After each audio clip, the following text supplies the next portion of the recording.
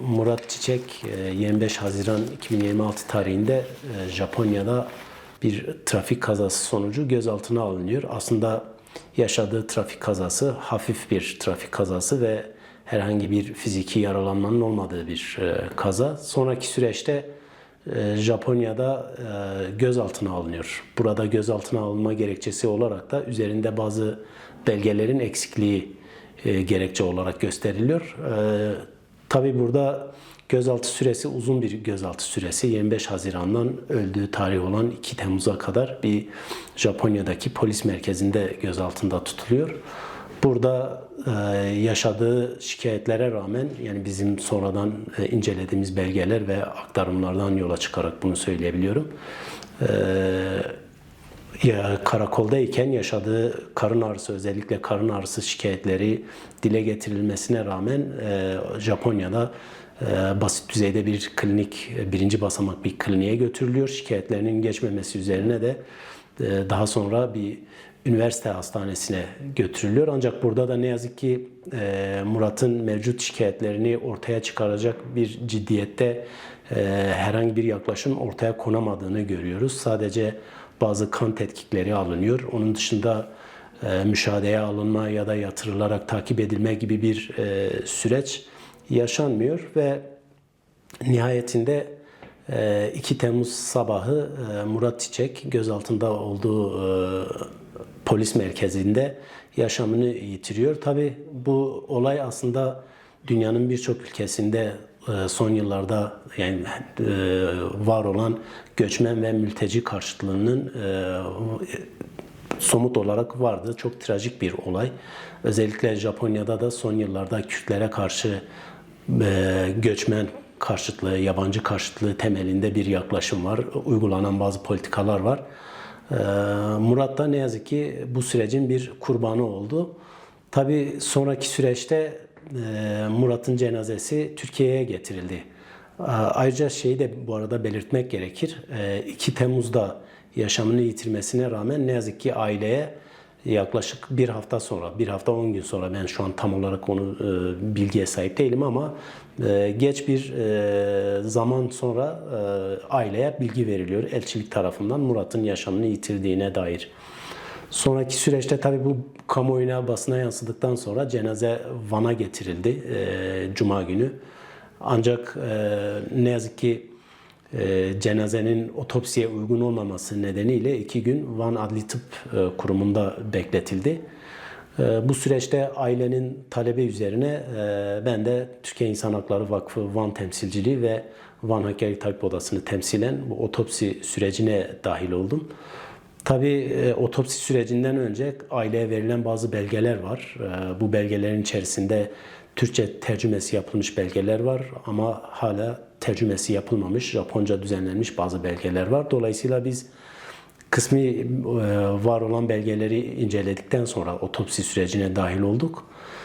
Gerek Japonya'daki yapılan otopsi süreci, gerekse Van'da da yapılan otopsi sürecinde de net olan şöyle bir gözlemimiz var. Murat Çiçek'in gözaltındayken ince bağırsağında bir delinme gerçekleşiyor.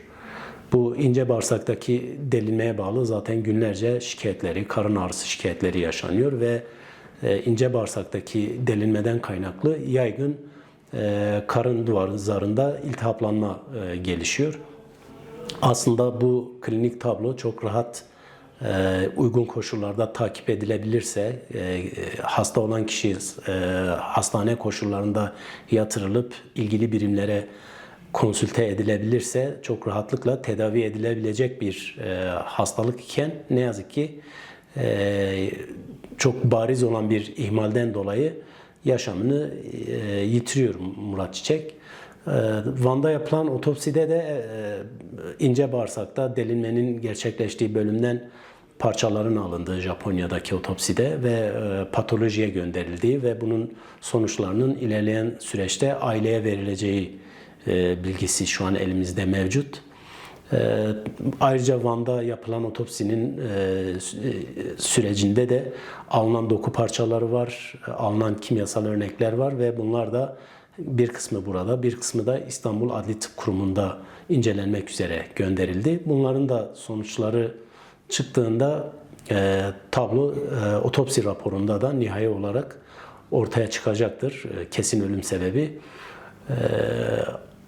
Yani bu süreçte tabii ki hem aile hem sivil toplum kuruluşları, Baro, Tabip Odası, Türkiye İnsan Hakları Vakfı bu süreci takip ediyor. Toplumsal olarak bu sürecin gündemde tutulması, özellikle Kürtlere yönelik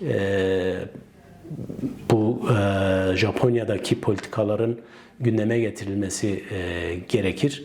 Özellikle tabii burada Türkiye Cumhuriyeti'nin de ciddi bir eksikliği burada bulunuyor. Çünkü Türkiye Cumhuriyeti vatandaşı olan bir kişi Japonya'da bu koşullarda yaşamını yitirmesine rağmen halen ne Japonya hükümeti ya da Japonya yetkilileri tarafından bir açıklama yapılabilmiş ne de Türkiye'den bu sürece dair bir açıklama ya da sürecin açığa çıkarılması, etkili bir soruşturmanın yürütülmesine dair bir refleks ortaya konamamıştır. Tabii bu da özellikle hani ülkemizde Kürtlere yönelik ayrımcı politikaların da bir göstergesi.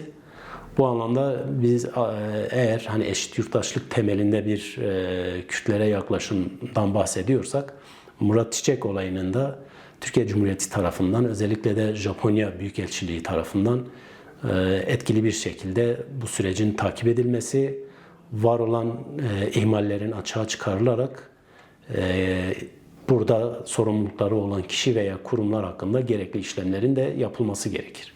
Yani burada ölüme sebebiyet veren ince bağırsaktaki delinme muhtemelen gözaltı sürecinde Murat'ın yaşadığı yoğun stres sonucunda belki daha önce var olan ülser zemininde ya da ince bağırsaktaki farklı bir rahatsızlık neticesindeki bir zeminin üzerine eklendi ve delinme bu çerçevede gerçekleşmiş olabilir. Yani bu yaşanan kaza hafif hasarlı bir kaza. Kazayla alakalı olduğunu düşünmüyoruz ama belirttiğim gibi yani burada kritik olan şey bağırsaktaki delinme uygun koşullarda sağlık kurumlarında takip ve tedavisi yapılabilseydi yani çok rahatlıkla bu ölümün gerçekleşmeyeceği bir durum olurdu. Yani gözaltına alınmış kişilerin ya da kolluk tarafından bir şekilde özgürlüğü elinden alınmış kişilerin bu süreçlerde sahip olması gereken haklar var. Örneğin ülkemizde bu süreçlerle ilgili de çok ciddi ihmaller yaşanıyor.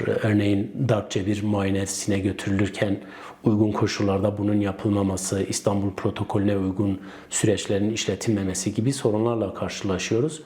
Muhtemelen Japonya'da da Murat Çiçek bu süreçte sonuçta gözaltındayken uzun bir süre yaşadığı şikayetlere rağmen uygun koşullarda sağlık hizmetini alamama